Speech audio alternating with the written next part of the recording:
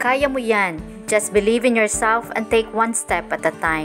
Sa buhay, puno tayo ng mga hamon at minsan parang napakalaki ng mga ito. Lahat tayo ay nakakaranas ng obstacles na sumusubok sa ating lakas at tibay. Pero heto ang magandang balita. Ang bawat hamon ay pagkakataon para sa growth. Kapag hinarap natin ang mga pagsubok, nagiging mas matatag at mas may karakter tayo. Believe in yourself. Ang unang hakbang sa pag-overcome ng anumang hamon ay ang maniwala sa sarili. Ang self-belief ay pundasyon ng tagumpay. Mahalaga na kilalanin ang iyong mga nanatanging lakas at kakayahan. Gumawa ng listahan ng iyong mga accomplishments, malaki man o maliit. Mula sa mga academic achievements hanggang sa mga personal na milestones. Ang pagninilay sa iyong mga nagawa ay makakapagpa-boost ng iyong confidence. Example, isipin mo ang isang pagkakataon na hinarap mo ang isang mahirap na sitwasyon. Maaaring ito ay sa paaralan o sa trabaho. Paano mo ito nalampasan? Marahil ay nag-aaral ka ng mabuti para sa isang exam o nagtrabaho ng late sa isang project. Gamitin ang mga karanasang ito upang ipaalala sa iyong sarili na kaya mong harapin ang mga susunod na hamon. Take one step at a time. Kapag naitayo mo na ang iyong self-belief, oras na para kumilos. Tandaan, so ay hindi palaging kailangang maging bagay o maging malaking bagay. Hatiin ang iyong mga layunin sa mas maliliit at madaling hakbang. Mas madaling harapin ang mga gawain kapag ito ay na-breakdown. Gumawa ng daily o weekly action plan.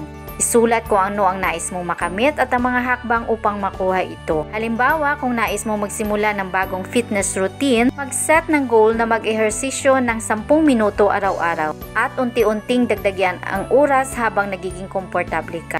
Kung nagtatrabaho ka para sa promotion, imbis na mag-stress sa kabuuang layunin, tumutok sa pagpapabuti ng isang skill sa isang pagkakataon. Marahil ay ilaan ang isang linggo para sa pagpapahusay ng iyong presentation skill at ang susunod na linggo para matutunan pa ang tungkol sa teamwork.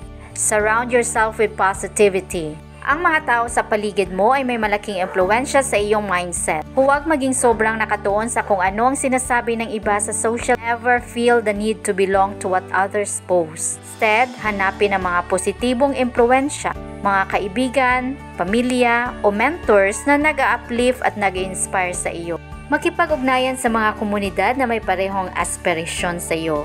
Ang mga koneksyong ito ay makakapagbigay ng suporta at encouragement kapag kailangan mo ito. Sumali sa isang grupo o community na naayon sa iyong mga layunin. Kahit ito ay study group, sports team o online forum, ang pagiging bahagi ng supportive network ay makakapagpaiba sa iyong journey.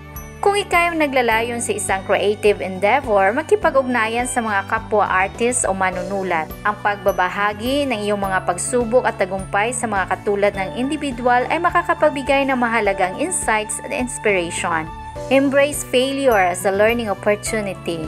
Mahalagang maunawaan na ang pagkatalo ay hindi katapusan. Ito ay bahagi ng proseso. Ang bawat matagumpay na tao ay nakararanas ng setbacks. Ang susi ay matutunan mula dito at imbis na matakot sa pagkatalo, yakapin ito bilang mahalagang guro. Isipin ng isang atleta na natalo sa isang laro. Imbis na sumuko, sinuri nila ang kanilang performance, nag-practice ng mas mabuti at bumalik na mas malakas. Iyan ang mindset na nagdadala sa improvement at tagumpay. Appreciate your inner peace.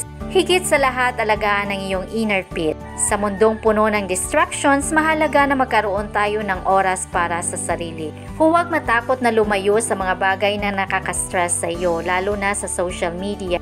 Appreciate your inner peace. Hanapin ang mga bagay na nagdadala sa iyo ng kaligayahan at kapayapaan. Kaya kapag may mga hamon na dumarating, tandaan, kaya mo yan. Magtiwala sa sarili.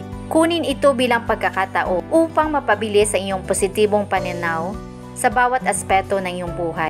Yakapin ang pagkatalo at pahalagaan ng iyong inner peace. Bawat hakbang na iyong ginagawa ay nagdadala sa iyo ng mas malapit sa iyong layunin. May lakas at tibay ka upang malampasan ang anumang hamon na ibinabato ng buhay. Patuloy na umusad at huwag maliitin ang kapangyarihan ng paniniwala sa iyong sarili. Nasa iyo ang lahat. Kaya kung makakayang ng iba, makakaya mo rin. The future belongs to those who believe in the beauty of their dream. Patuloy na umusad at huwag maliitin ang kapangyarihan ng paniniwala sa iyong sarili. Nasa iyong lahat at kaya mo yan.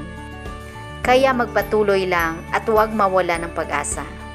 In life, there are always second chances and another chances and another chances.